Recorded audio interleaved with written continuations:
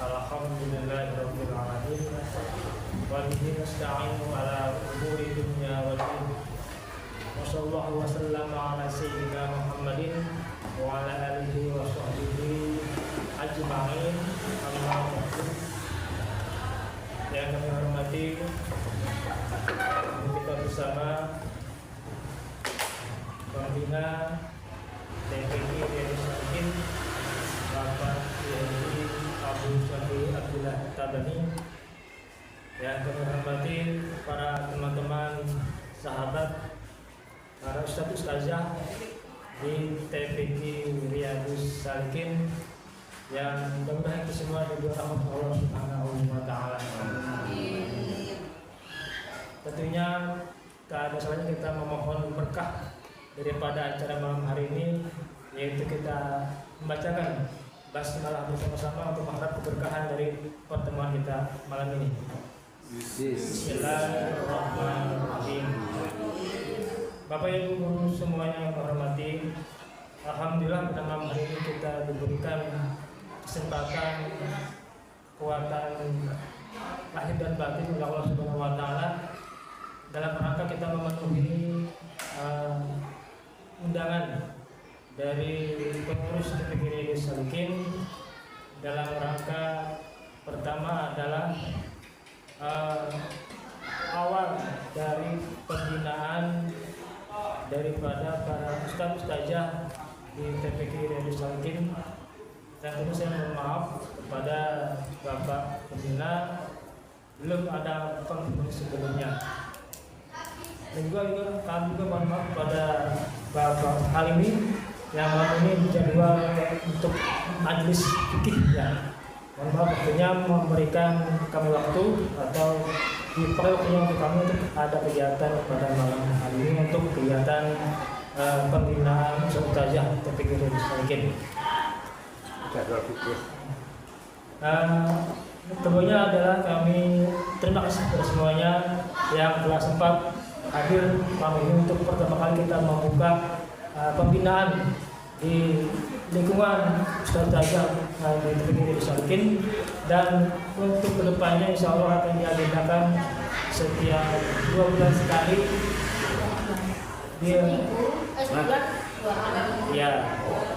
sebulan 2 kali pada bulan kedua dan juga 4 insya Allah. Tujuannya adalah supaya kita mendapatkan wawasan dalam rangka untuk lebih meningkatkan pelayanan kita kepada para masyarakat, khusus para santri-santri yang mengaji di TPQ Riyadus Salikin. Begitu tak panjang kalam kami untuk mempersilakan kepada pembimbing pembina TPQ Riyadus Salikin Bapak Kiai Abu Syafi'i Abdullah Tabani. Waktu dan tempat kami silakan.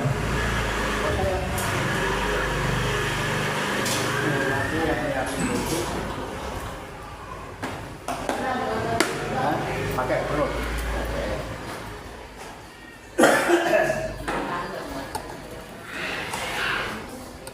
Assalamualaikum warahmatullahi wabarakatuh. Waalaikumsalam warahmatullahi wabarakatuh. Bismillahirrahmanirrahim. Wala haula wala quwwata illa billahil azim. Subhanaka la ilma lana illa ma 'allamtana. Innaka antal alimul hakim.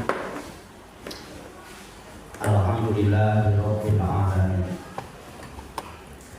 Alladzi nazzala ahsanal hadisi kitaban mutasyabihan masaniyah taqsha'iru minhu juludul ladzina yakhshawna rabbahum summa talinu juluduhum wa qulubuhum ila dzikrillah.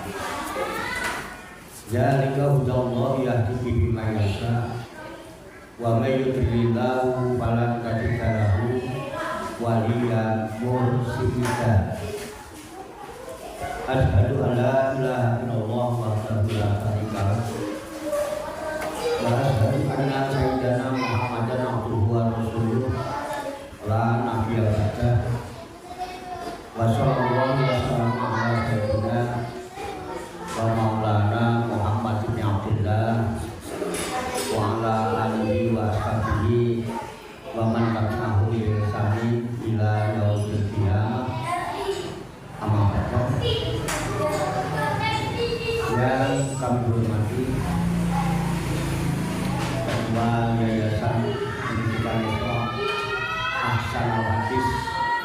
Riyadhus Shalihin, Bapak Ustadz Dedi Mulyana dan seluruh stafnya,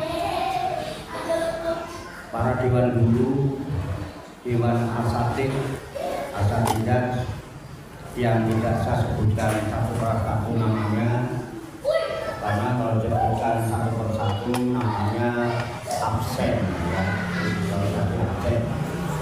Namun tidak mengurangi hormat dan takdim kami. Alhamdulillah pada malam hari ini dengan izin Allah kita ditakdirkan dapat berkumpul bersama-sama di malam Sabtu ini di Padepokan Santri Wali Songo Darusalihin dalam rangka pembinaan, ya Pak, pembinaan penataran tadi semuanya, ya, pembinaan penataran para guru gitu ya, guru TPT. Ya mohon maaf sebelumnya saya tidak mempersiapkan apapun karena memang tidak ada konfirmasi sebelumnya. Ya tujuh jam 8 tek begitu, nggak berkat, beritanya begitu dari. Ya saya berusaha mengetek-ngetekkan, gitu ya. Saya berusaha mengetek-ngetekkan, ya tak mati lah. Ya alhamdulillah, insya Allah ada beberapa hal nanti tentunya kita bahas bersama untuk sama-sama turun rembuk ya masing-masing nanti. Pada intinya dalam pembinaan ini adalah untuk melaksanakan tujuan dan niat baik kita di dalam mensiarkan agama Islam dalam program dakwah dan tarbiyah. Di sini tertera ya, harokat dakwah. Jadi harokat dakwah di tarbiyah awliya tis'ah. Jadi di sini ada satu gerakan yang namanya gerakan dakwah. Dakwah itu yang menyeru, mengajak-ajak, gitu ya, menghadirkan, mengundang, memanggil-manggil, itu dakwah namanya. Dakwah yaitu dakwah. Kita dakwah untuk mengajak orang-orang supaya khususnya ya yang sudah Islam agar pedulilah terhadap Islamnya. Ya syukur-syukur yang belum Islam bisa tertarik karena melihat apa? Melihat aktivitas kita yang ada. Karena kebaikan aktivitas yang ada kita tunjukkan bahwa aktivitas kita ini aktivitas yang baik, benar, punya landasan. Yang karena baik dan benar itu pasti ada hal-hal yang menjadi barometer atau ukur gitu ya, benar-benar ya. Tentunya ini yang kita tawarkan, kita dakwakan. Kemudian ketika nanti orang-orang yang kita seru kita ini tidak mengerti, ya tidak paham, ya tugas kita memberikan pengertian, memberikan pengetahuan itu sehingga kita siapkan wadah namanya tarbiyah. Itu ya, jadi ini ideal. Jadi ada dakwah ya. Tarbiyah itu secara umum artinya pendidikan. Dan alhamdulillah di Padepokan Santri Wali Songo Darusalihin sudah ada wadah pendidikan yang dulunya tidak legal ya. Artinya ya tidak terdaftar, tidak diketahui pemerintah, negara tidak tahu ada kegiatan ini. Ya gitu-gitu aja ya, kalau dibilang liar ya namanya enggak ini ya. Kalau sekarang alhamdulillah sudah terdaftar dan sudah diketahui legalitasnya pendidikan apa yang ada di Padepokan Santri Wali Songo Darusalihin. Alhamdulillah sudah 1 tahun pada ini ya, 1 tahun sudah berjalan. Ini sekarang sudah melangkah pada tahun kedua ya. ini sudah berdiri satu yayasan, namanya Yayasan Pendidikan Islam Ahsanul Hadis Riyadus Shalihin. Ini yayasan kita pendidikan Islam. Ya, Ahsanul Hadis itu ya, Ahsanul Hadis itu, ahsan itu sebaik-baik, hadis itu kabar berita, sebaik-baik ucapan juga bisa. Itu hadis itu ya, sebaik-baik ucapan, Ahsanul Hadis ya. Nah, sebaik-baik ucapan itu kalau itu ya bisa kalam kalau bahasa Arabnya ya, kaulan itu ya hadis itu. Nah, kaul yang terbaik, kalam yang terbaik itu adalah kalamullah, sehingga Ahsanul Hadis bisa diartikan kalamullah. Nah, kalamullah ini yang sekarang kita tahu adalah satu kitab yang kita yakini kesuciannya disebut kitab suci Al-Quran, sehingga tarbiyah yang ada di Padepokan ini lebih pada berdasarkan ayat-ayat suci Al-Quran sebagai sumber dari kalam yang terbaik yang kita tahu. Nah, sehingga pendidikan di sini tidak menyimpang dari hal itu. Nah, ini tarbiyah. Kemudian karena kita ini hidup di masyarakat, tidak ada yang mengatur, yaitu sebuah negara Republik Indonesia yang punya undang-undang dan aturan. Tentunya juga kita harus tahu aturan-aturan itu, sehingga kita pun berusaha melegalkan supaya pemerintah itu tahu kalau kita ada kegiatan. Yang pasti kegiatan kita ini positif di pendidikan ini dalam rangka membantu pemerintah untuk mencerdaskan bangsa.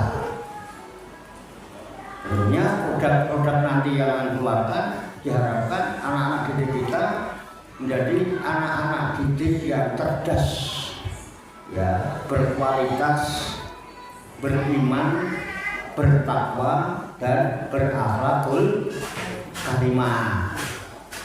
Nah, ini kan diperlukan proses. Kalau ini kemudian kita lakukan asal-asalan tanpa ada manajemen yang jelas, kira-kira bagaimana kira-kira nanti jadi semrawut, tumpang tindih, maka perlu ada aturan-aturan ini. Jadi oleh sebab itu kita pertama yang harus kita ketahui dulu, pendidikan apa sih yang ada di sini itu? Kan ada pendidikan apa?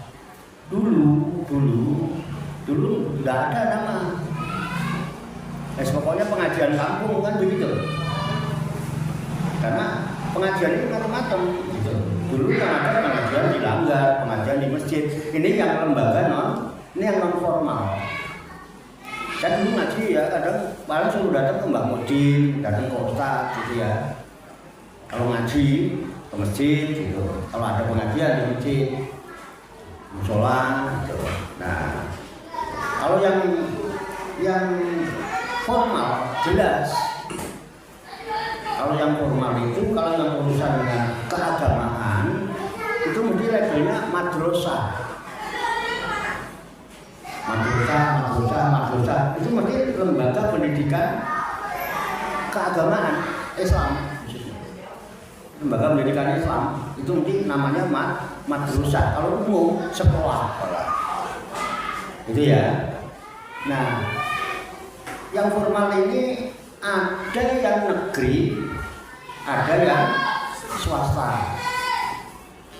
Nah, kemudian yang kita ini apa? Gitu. Kan kita perlu tahu ini. Jadi kalau ditanya orang, guru bisa menjawab.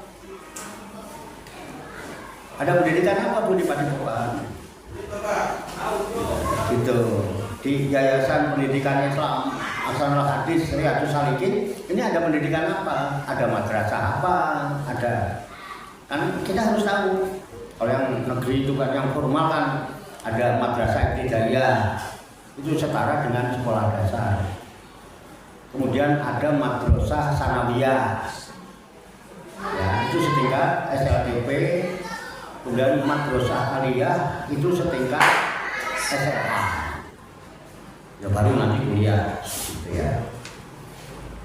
Ada yang rumah global pondok pesantren, jelas ya, pondok pesantren. Nah, kemudian di luar itu yang negeri yang swasta juga swasta. Nah, yang swasta ini biasanya diselenggarakan oleh yayasan, bisa yayasan, bisa LSM, lembaga swadaya masyarakat, itu bisa menyelenggarakan pendidikan juga bisa. LSM itu dengan apa? Bisa, yayasan juga bisa. Itu kalau yang tidak formal ya, tidak formal. Nah, kita ini non formal. Jadi lembaga pendidikan di yayasan pendidikan dalam masalah hadis Riyadhus Shalihin ini sifatnya non formal, tidak formal. Namun walaupun kita tidak formal, artinya ya, tapi tidak ilegal. Walaupun kita ini pendidikan non formal, tetapi tidak ilegal. Karena yayasan kita legalitasnya jelas.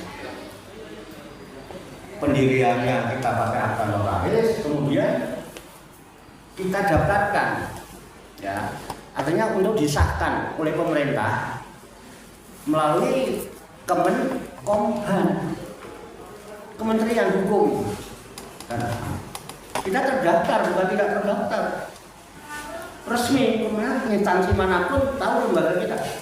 Kalau dicek di instansi itu daftar lembaga kita ada. Karena setelah kita disahkan itu diberitakan seluruh Indonesia. Karena apa? Itu kan supaya diketahui. Karena orang yang menempuh satu jalan pendidikan itu bisa dari mana-mana, bisa dari luar negeri, bisa dari mana-mana. Itu nah, kita belum sampai ke sana kan gitu ya. Kata Nabi, "Utubul ilma walau bisin, tuntutlah ilmu walaupun kamu sampai ke negeri Cina," gitu. Kalau identitasnya nanti nggak jelas, makanya pemerintah tugasnya memberitakan. Makanya diberitakan setelah kita disahkan. Jadi banyak semua tahu. Ya. Nah, kemudian laporan dari ketua yayasan. Jadi lembaga pendidikan kita ini sudah didaftarkan. Ya, karena kita bergerak di bidang lembaga pendidikan Islam, itu sentralnya adalah Kementerian Agama ya Pak. Jadi sudah didaftarkan ya, sudah didaftarkan.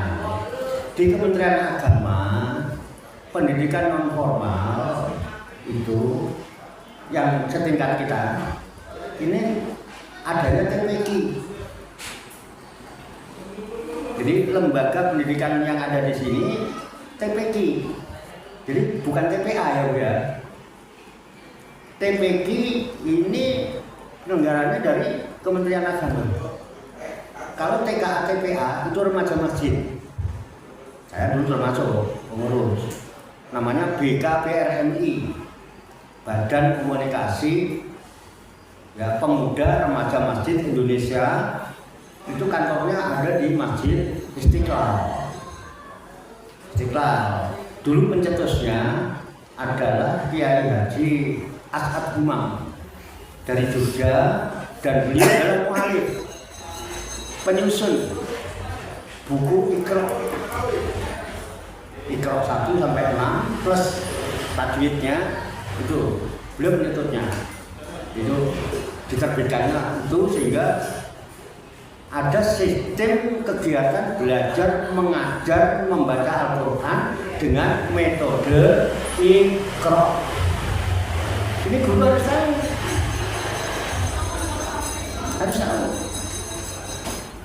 Ya nggak tahu, saya juga kok tiba-tiba tahu gitu loh ya.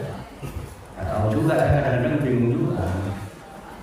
Terus kita rodo gimana gitu ya, kok beda gitu suasananya ya. Kenapa? Ada yang beda? Ya. Enggak ya? Ya, yang beda sebenarnya posisinya. Kan biasanya kalau duduk di kursi ini mejanya tinggi gitu. Jadi kalau minum apa itu enak gitu. Biasanya karena luar biasa gitu. Nah, akhirnya itu ada yang beda. Terus biasanya minumnya itu lari sweat. Ya, betul ya? Tahu ya? Biasanya yang itu kan Iya, biasanya. jadi ini mau karena kalem apa kurang semangat nggak tahu juga ya. Tapi kelihatannya karena karena apa, di depan kita para asatid, para asatidah. Jadi saya tahu diri lah ya. Di depan asatid penyean kan nggak pantas ya. Jadi rasa tahun-tahun dikit gitu ya. Ya biar ada senyum-senyumnya gitu lah. Dari tadi. Jadi itu ya. Jadi kita sudah didaftarkan laporan bahwa yang ada lembaga pendidikan kita di sini adalah TPQ. Oke ya? Apa Bu? TPQ. Iya. Apa itu TPQ?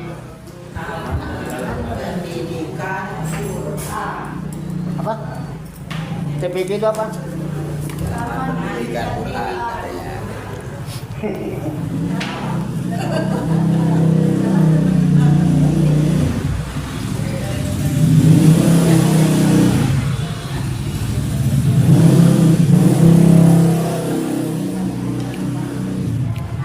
Tahu ini tulisannya bisa dibaca nggak? Das. Apa tulisnya goyang-goyang? Iya.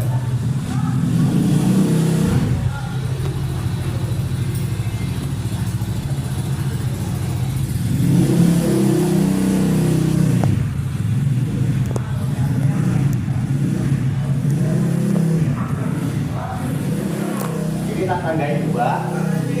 Kalau ini tak coretnya 1, nanti dibacanya Al-Qur'an. Orang yang nyebut Al-Qur'an gitu. Jadi sehingga tak tandai 2 supaya ketahuan kalau ini hamzah.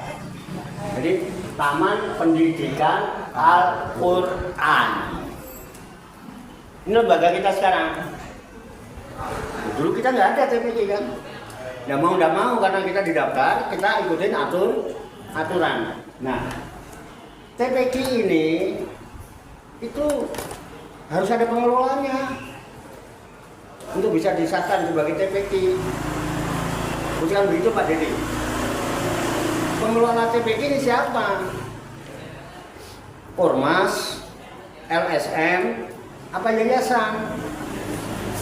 Apa majelis taklim, apa masjid, apa musola, apa langgar gitu. Boleh, nggak apa-apa. Siapa pengelolanya? Nah, kebetulan TPQ di sini namanya TPQ Taman Pendidikan Quran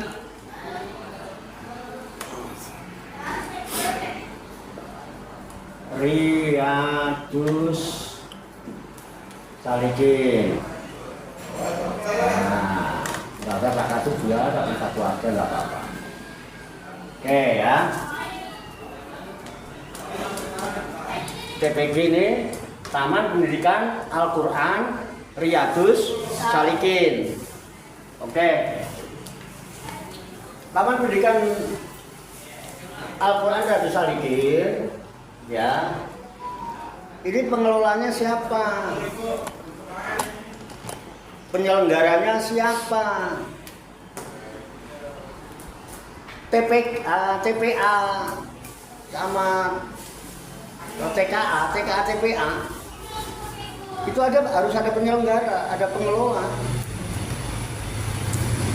harus ada. Apalagi ini yang jelas resmi ya, itu remaja sebetulnya, gitu. TKA, TPA itu remaja di KPRRI teman.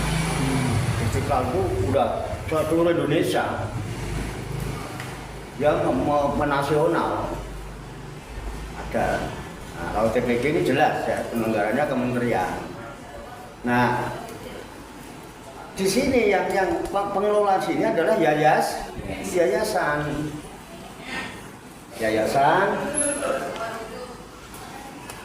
Nah, pengelolanya adalah yayasan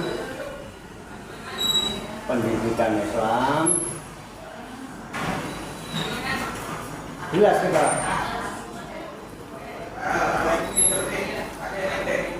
Islam.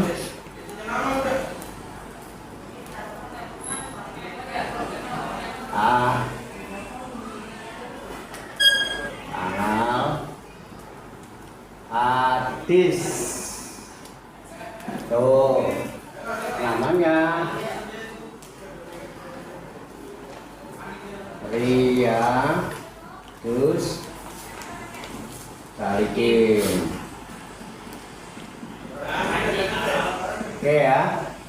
Nah, Yayasan Pendidikan Islam Masalah Hadis Riyadus Shalihin ini sudah ada pengurusnya. Ada pendiri terdiri dari 10 orang. Siapa tadi ya? Jadi di situ ada badan pendiri, ada pembina, ada pengawas, ya, ada pengurus. Pengurus itu ada ketua, ada sekretaris, ada bendahara. Ya, nggak saya sebutkan saja Pak. Ini hanya untuk penjelasan aja karena udah ngerti, modalnya nggak ngerti. Kemudian nanti di bawahnya ada bidang-bidang yang dibawahi. Oke ya. Nah, kemudian Yayasan Pendidikan Islam Masalah Hadis Riyadus Shalihin menyelenggarakan kegiatan dakwah dan pendidikan. Nah, gerakan dakwah dan pendidikannya adalah Auliyaud Tis'ah namanya. Aulia itu wali, Tis'ah itu 9, wali songo. Ini alat barokah, wasilah, tawasul. Nah, harokah dakwah wa tarbiyah Auliyaud Tis'ah ini untuk menyelenggarakan satu gerakan di bidang tarbiyahnya, pendidikan, mendirikan sebuah yayasan namanya Yayasan Pendidikan Islam Masalah Hadis Riyadus Shalihin. Kemudian bentuk pendidikan yang diselenggarakan oleh Yayasan Pendidikan Islam Masalah Hadis Riyadus Shalihin adalah TPQ, Taman Pendidikan Al-Quran. Ini dan sudah didaftarkan ke Kementerian Agama. Hanya memang karena pemerintah itu punya aturan, punya undang-undang, ya resikonya kita kan diminta memenuhi persyaratan gitu ya Pak Dadi. Sehingga data santrinya harus jelas, data murid, kemudian data gurunya juga harus jelas. Ada syarat-syarat yang ditentukan oleh aturan-aturan Kemenang. Itu sudah kita coba kita atasi dia Pak Dedi ya. Nanti gampang lah jalannya. Yang penting persyaratan itu dipenuhi. Ini yang sekarang kita perlu. Ya ini kita perlu kenal dulu. Jadi mana mungkin sih kita punya diri nggak kenal diri itu lucu banget. Jangan umum Pak, orang mah nggak kenal diri, sama diri mah nggak kenal, sama orang lain mah kenal banget. Makanya pendidikan yang utama itu mengarahkan para pelajar, ya, para pengajar itu mengarahkan untuk mari kita belajar membaca diri sendiri. Kenapa membaca diri sendiri harus belajar? Justru dalam diri sendiri harus belajar. Kita harus mulai belajar membaca diri sendiri. Kalau membaca diri orang lain nggak usah belajar. Ibu-ibu pinter kan? Udah pinter ya? Oh iya, nggak perlu belajar. Tapi justru itu. Nah, jangan sampai kita yang di sini tergabung dalam sebuah lembaga pendidikan, kita nggak tahu tentang pendidikan kita. Ditanya nggak bisa ngasih penjelasan sama wali murid. Antik. Bagaimana dakwahnya? Masa kita dakwah nggak jelas apa yang didakwahkan? Kita mau jualan masa nggak tahu sih apa dagangan yang kita jual? Kan gitu istilahnya. Dakwah itu marketing dakwah itu. Makanya zaman dulu ada marketing dakwah. Dalam Nabi itu ada MLD, multi level dakwah. Jadi level pertama Nabi Muhammad, nanti embrionya ada 4 sahabat, ya kan? Sayyidina Abu Bakar, Sayyidina Umar, Sayyidina Utsman, Sayyidina Ali, terus nanti 4 itu multi level dakwah. Yang sekarang dipakai multi level marketing. Itu orang Amerika yang pakai, Jerman. Kita malah nggak pakai, mereka sukses. Kita begini-gini aja karena kadang-kadang kita itu nggak kenal diri kita. Akan menunjukkan, ini loh saya, itu nggak bisa. Gimana mau tertarik? Malah cenderung kita seneng niru nih, copy paste maunya, share, nggak pernah berani menunjukkan jati dirinya. Tapi gaya berani, buaya. Gini ya, terus di-share di Facebook, di itu. Ini loh, aku saya jadi guru ngaji. Ya, cie, unyil. Unyil. Gitu ya. Unyil. Itu kita coba lah. Kenapa? Nanti kalau kita yang bagaimana orang mau tertarik? Kita belum nanti menunjukkan kualitas kita. Kita cenderung niru-niru jodoh orang lain terus yang kita itu. Kita ini siapa? Kita ini ngapain aja? Kalau apa-apa orang lain. Gitu. Bisa dipahami nih ya. Ini dulu nomor 1. Kita kenal dulu kita. Kemudian kembali bagaimana mestinya mengelola TPG itu. Ini harusnya saya buat makalah ini harusnya. Dipersiapkan Pak Dedi, gini-gini ini harusnya. Ini nggak pakai persiapan ini. Terus bagaimana harusnya mengelola TPG itu?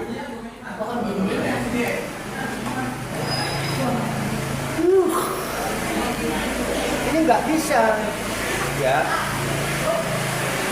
Nabi Musa itu dulu, ya bisa musahadah. Tahu musahadah? Bisa terbuka gitu ya. Muhasabah, bisa terbuka hijab, bisa melihat, kemudian bisa nyebut. Itu ada wasilah lewat tajalli. Coba kita sekarang kan nggak bisa. Ibu tahu Tuhan itu siapa? Tuhan itu siapa? Nggak berani nyebut. Nggak berani kan? Tuhan kita siapa sebenarnya? Allah. Hah? Allah. Sejak kapan teman kenal Allah itu? Ya sejak belajar agama, Pak.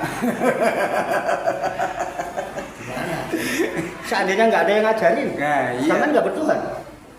Ya harus bertuhan. Seandainya tidak ada pelajaran agama, apa manusia tidak perlu bertuhan? Ya perlu. Atau kalau mungkin kalau agama ini tidak ada, Iya. apa yang dilakukan? Bertuhan. Nah, ini perlu. Jadi ini penting. Makanya segala sesuatu ada proses. Ya, saya tahu. Saya baca ya. Iya. Saya baca di Al-Quran. Nabi Musa itu mulai mengenal Tuhan itu ada proses. Jadi prosesnya begini. Jadi Nabi Musa dulu, pemuda Musa itu pernah kontroversi dengan Raja Fir'aun, pernah nempeleng orang anak buah Raja Fir'aun untuk mati kan, kasus kabur singkat cerita sampai ke Madian. Di Madian dia menjumpai ada wanita yang mau cari air, ngangsu kalau orang Jawa bilang, cari air tapi kalah dengan kekuatan orang yang laki-laki sehingga nggak dapat air. Ditolong oleh Nabi Musa, dibantu Nabi Musa, kemudian Nabi Musa diajak mampir ke rumahnya, dikenalkan orang tuanya, dilalah ya, pucuk dicinta, pulang tiba, Nabi Musa diambil menantu. Ternyata 2 putri itu putrinya Nabi Syuaib. Ini selingan dulu. Udah yang penting ini paham ini dulu. Dan nanti pulang hanya paham ini udah alhamdulillah. Berarti tahu jati diri ya. yayasan, tahu jadi diri, pendidikan kita dulu. Kenal diri dulu. Kalau dirinya masing-masing kenal sendiri. Nanti kalau ini kan harus kenal bersama.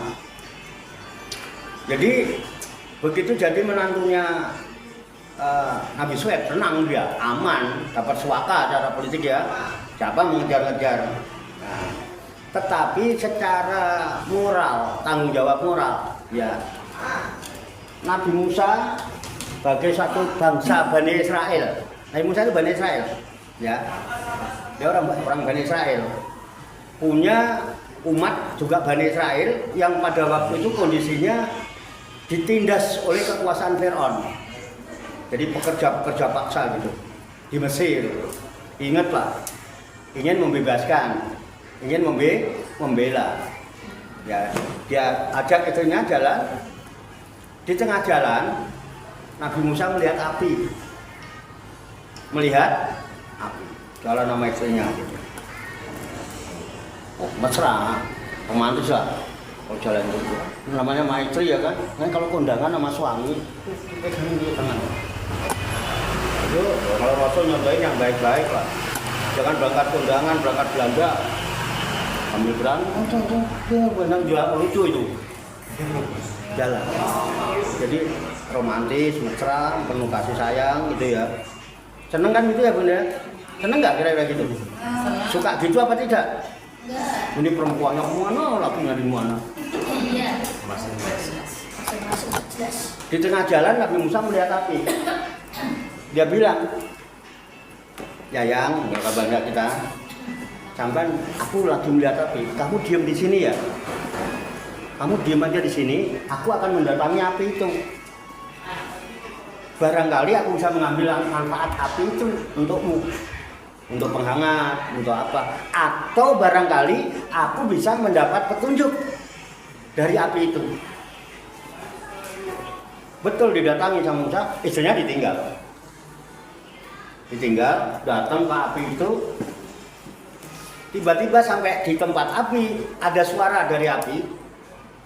Ya Musa, jelas didengar oleh Musa. Wahai Musa, ana rabbuka.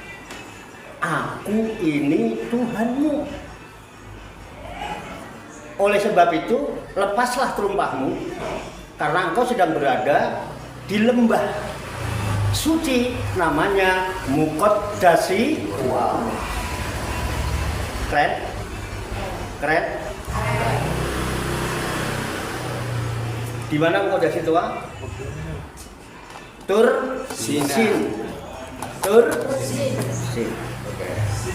Tursina, ya. Itu ada bukit namanya Muqaddasi 2. Nah, udah lepas sumpahnya. Musa, sesungguhnya engkau adalah orang yang dipilih. Oleh sebab itu, dengarkanlah apa yang akan diwahyukan. Lalu wahyu langsung tanpa perantara. Jangan pakai perantara malaikat Jibril. Ini langsung berhadapan. Innani ana Allah. Sesungguhnya aku ini loh Allah. La ilaha illa ana fa'budni wa aqimis sholata li zikri. Aku ini Allah. Tidak ada Tuhan kecuali aku. Maka beribadahlah kamu karena aku kepadaku. Dirikan sholat untuk mengingat aku. Dirikan sholat untuk mengingat. Tadi sholat, ingat apa aja? Sebutin, tulis. Ketawa kan? Jadi saya hanya ngambil cerita ini. Nabi Musa itu tidak ada persiapan apa-apa untuk itu. Ya, tidak ada persiapan apa-apa untuk itu. Dia jalan lillahi ta'ala. Nah, tiba-tiba melihat api, terbuka hijab, dia bisa musyahadah, dia bisa tawadzuh ilallah, berhadapan-hadapan dengan Allah, kemudian mendapat petunjuk dari Allah setelah melihat api. Bagus apa tidak? Kalau bagus perlu diteladani apa tidak? Perlu ditiru apa tidak? Supaya jelas. Saya mohon izin tak ngelihat api dulu. Nah, kadang perlu ditiru.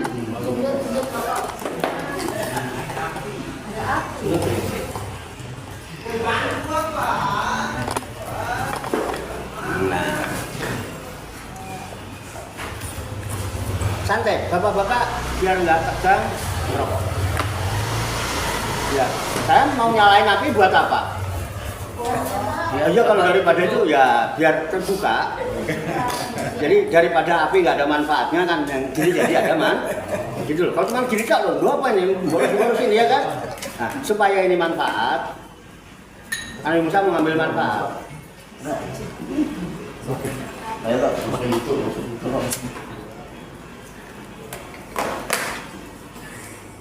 Oke ya, paham? Nah, teng. Oke.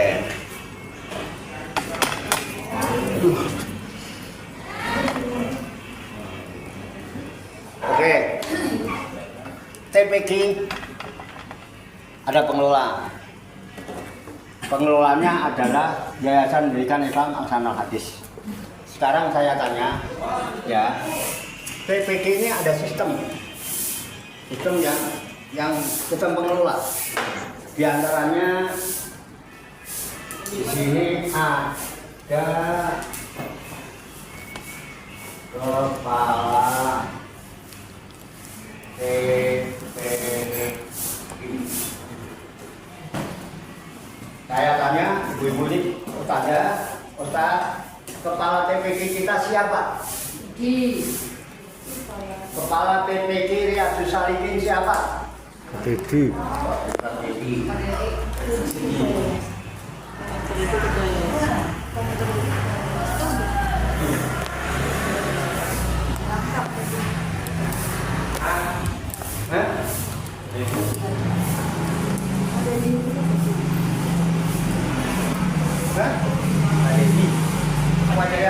Ya sana lo.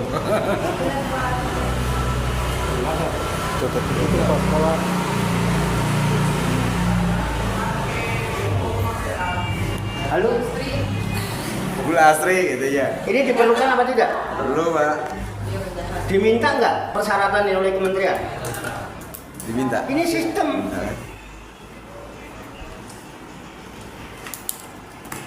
Siapa?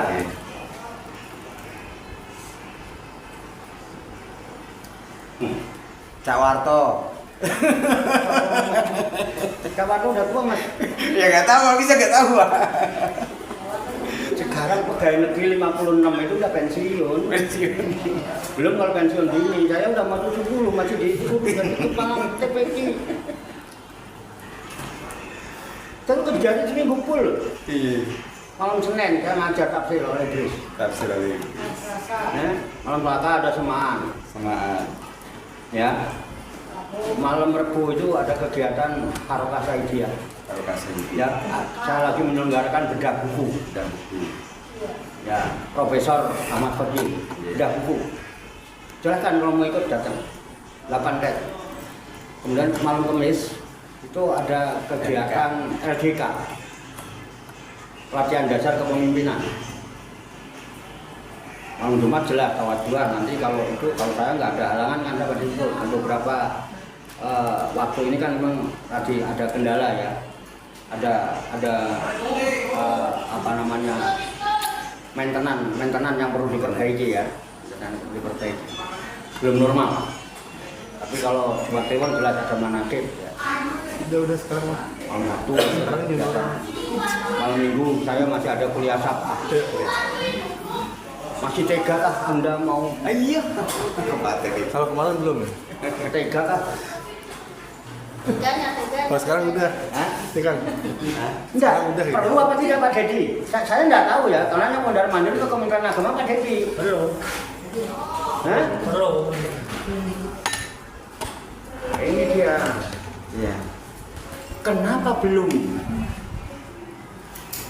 Apakah tidak tahu? Sudah. Karena ada permintaan kan? Iya. Nah, sepertinya kan sudah. Sudah. Sudah dong berarti. Siapa kepalanya? Didi Mulyana. Sudah. Sudah. Sudah Dedi? Didi Mulyana. Oh, ngemeng dong. Oh, jadi merangkak. KDM. Kang Deddy Mulyana. Kang Deddy Masya Allah gitu. Deddy Mulyana. SE ya. Ya, Mulyana SE. Nah, ini nanti di bawah ya. Di bawahnya ini di sini nanti ada waka.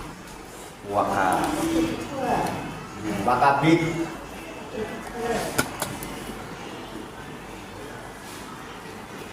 Wakabit. Akademi ya misalnya ya. Oke ya. Ada lagi Wakabit.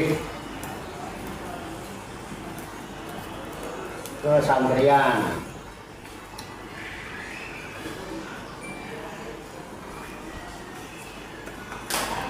Nanti ada wakabit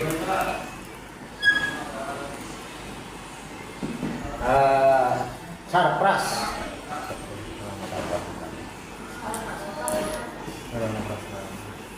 Sarana dan prasarana.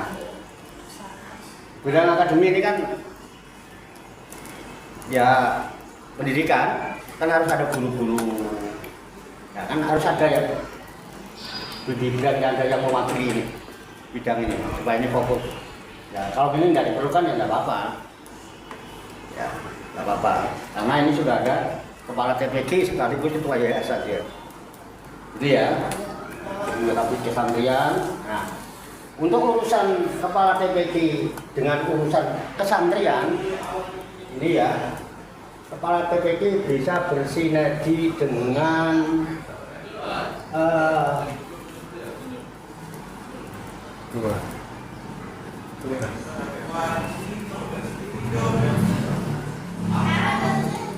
Forwasan, Forum Wali Santri.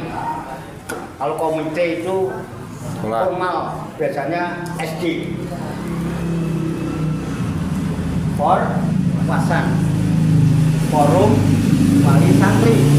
Jadi kepala TPG kalau ada apa-apa ya bisa langsung berkoordinasi bersinergi dengan Forwasan. Kenapa? Karena kewajiban santri ini sebenarnya bukan mutlak kewajiban guru, tapi juga kewajiban kedua orang tua. Jadi kalau ada apa-apa, wali santri ya harus mendukung, harus melakukan juga kepentingan putra putrinya. Jadi paham ya Pak? Nah ini bersinergi. Nah, ini sarana prasarana, ini kan perlu sarana. Sarananya lambat laun bisa rusak. Kalau rusak itu harus beli lagi. Itu kan prasarana itu. Ini sarana. Kalau rusak kan kudu di belinya pakai duit. Nah, itu. Kalau nggak punya duit, ya kan? Makanya paling tidak kalau masih bisa diservis. Berarti kan harus ada. Makanya petugas sarpras harus ada. Sudah ada. Kalau Mbak Dedi dipikirkan Pak Kepala, jadi zaman kepala loh guys.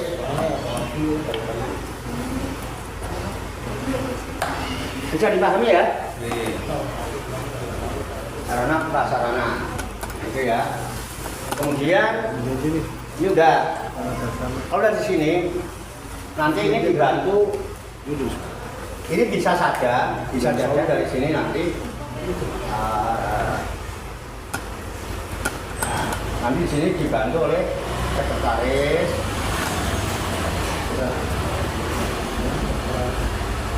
dan bendahara. Nah ini teknik. Apa ini masing-masing bikin sekretaris dan bendahara sendiri? Apa cukup dipusatkan ke yayasan? Kalau ini tidak perlu dibentuk di masing-masing ini, ya kan? Tidak perlu, misalnya kan bisa aja. Nanti ini juga harus, gitu ya kan? Ada sekretaris, ada bendahara. Karena ada hubungan macam-macam, surat menyurat, ada hubungan keuangan, harus ada pencatat, ada yang ngumpulin uang dan lain sebagainya. Ya kan? Kalau diperlukan masing-masing dibentuk masing-masing. Ya kan? Kalau memang tidak, Pak cukup Pak dikelola oleh sekretaris dan bendahara yayasan, minimal masing-masing ini punya koordinator yang dipercaya. Nah, koordinator itu yang mengelola semua, kemudian diserahkan kepada bendahara yayasan. Nanti diaudit oleh bendahara. Jadi bendahara itu tugasnya mengaudit semua laporan-laporan dari bawah, bendahara yayasan dan sekretaris. Ya, dan yang memberi tugas kepala atau ketua yayasan. Namanya kebijakan itu. Ditegur, ditanya. Oh, diem-diem baik. Memang tugasnya kepala, ketua begitu, tugasnya sekretaris bukan surat menyurat. Bikin proposal, mengagendakan segala acara-acara yang ada. Kalau gini-gini harusnya rapat itu ada notulen. Jadi hasil rapat itu ada, terdokumen, ada dokumentasi.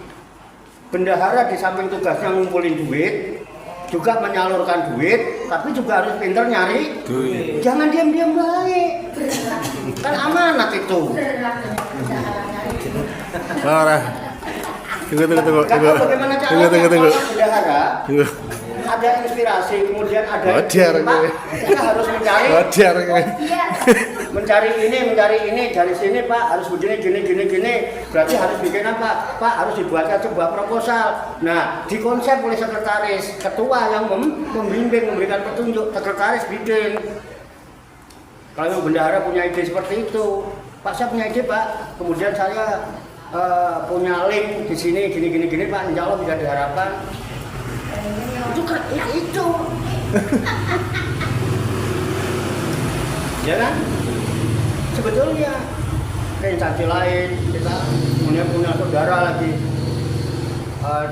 di instansi mana, kemudian dia ada pengelolaan itu, kemudian di ada dana melimpah yang mau disalurkan bingung, kan bisa ngajukan proposal itu. Bendahara bisa ajukan itu, laporan ke ketua silahkan perintahkan kepada sekretaris untuk membuat proposal. Jadi kerjanya harus tahu. Makanya Pak Dedi masing-masing bidang beri tupoksi, sudah apa belum? Belum. Baru dari tahun jebot saya ngomong. Terus sekarang ada pembinaan, ini nanti mau kalau selesai pembinaan terus tetap aja nggak dijalankan, kan apa gunanya? Ini makomnya makom apa ini? Terus saya disuruh ngomong ngecopros ini, nggak tahu sampai jam berapa, saya nggak tahu karena saya nggak dijadwalkan. Nggak di planning juga ya. Sampai jam berapa ini ya kan? Biasanya kan jam sekian sampai jam sekian. Biasanya saya Bu, begini nih bisa 3 hari. 3 hari dari pagi. Ya, pagi tet, menjelang zuhur, break, makan siang. Pagi datang snack. Siang jam setengah 12 menjelang zuhur, makan siang. Apa isoma ya Pak? Iya. Istirahat, Sholat makan. makan.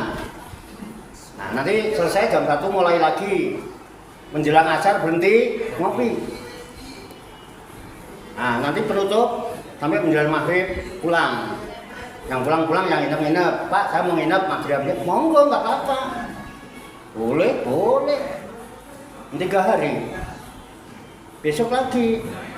Jadi nggak bisa sekaligus jadi. Hari ini bidang ini pengelolaan, besok yang dibahas ini, itu makalahnya dibuat. Nah kalau asal-asalan ya susah. Terus mau apa sih tujuannya Pak Dedi ngumpulin ini, mau apa kira-kira gitu. Kalau yang dulu-dulu sudah saya instruksikan, Pak Dedi ini semua sudah. Nah kalau sudah terbentuk bidang-bidang, tolong bikin tupoksi, ini contohnya. Saya bukan cuma ngomong loh. Halo, saya memberikan apa tidak? Kenapa belum diberikan? Makanya pantas, nggak tahu tugasnya. Orang nggak dikasih tugas. Kalau diberikan masing-masing, ini kamu jabatanmu ini, tugas pokok dan fungsimu ini, dia bisa melakukan tugas pokok dan fungsinya, nggak tumbang tindih. Karena masing-masing punya tugas pokok dan fungsi masing. Lah belum ya pantas. Loh, kalau yang lalu-lalu sudah saya berikan binaan-binaan bimbingan, nggak dilakoni, terus malam ini mau apa? Boleh nggak saya bertanya begini? Keringetan loh saya. Jadi kalau nggak keringetan, saya minta tisu aja nggak dikasih tisu, tak kasih isyarat, aku sampai ngilur-ngilur kamu. Nggak ada tisu, nggak ada apa. Boro-boro ngopi, marah saya. Saya biasa begini. 3 hari kadang biasanya. Jangan asal-asal. Apa jaminan itu termasuk cuman pengen dengerin saya. Terus habis dengerin udah selesai. Yang penting udah tahu, kepo, leneng tuno. Bener? Iya. Keren. Iya. Sama kenapa ngetawain saya? Keren. Oh, desa nggak pantas ngomong. To be continue. Cuman sekedar leneng tuno. Iya. Mau kepo-kepo aja. Berhenti saya. Marah saya. Iya. Ini masalahnya terbukti kan? Tidak dilaksanakan. Apa mau leneng tuduh? Itu udah artinya. Mendengar kemudian saya kerjakan. Atau pada akhirnya nanti leneng to be. Saya mendengar dan saya ingin menjadi seperti itu. Kalau sampean mental sampean sampai sekarang masih leneng to know, capek sampean jadi orang Islam dari lahir sampai tua segini. Hanya kepo-kepo doang. Sekarang bayangkan ketika saya ceramah, cerita, menerangkan tentang Nabi Muhammad, saya hanya tentang cerita Nabi Muhammad. Cuman pengen tahu cerita Nabi Muhammad apa kepengen seperti Nabi Muhammad? Loh, aduh gayamu sosok Islami. Panggilan pengen umi, bahasa Arab gak bisa, ustazah.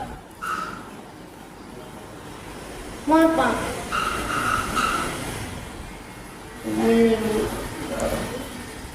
Ibu enak.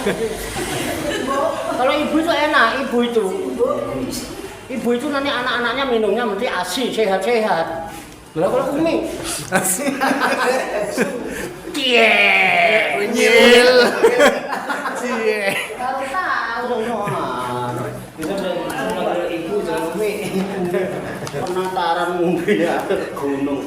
Gak ada tisu, gak ada apa. Tisunya enggak.